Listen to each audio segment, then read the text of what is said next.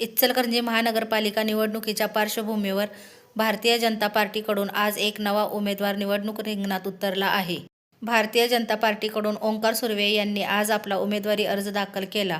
यावेळी ओंकार सुर्वे हे नगरसेवक पदासाठी इचलकरंजीमधून निवडणूक लढवत आहेत. आज उमेदवारी अर्ज दाखल करताना ओंकार सुर्वे यांनी शक्तीप्रदर्शन करत मोठ्या समर्थकांच्या उपस्थितीत अर्ज भरला.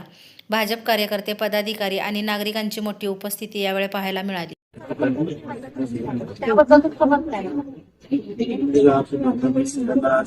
लोकांना खास करून मला सेवा करून मिळाले त्यामुळे जे आनंद आहे तो आनंद जो आहे तो आज निवडणूक अर्ज मला नाही.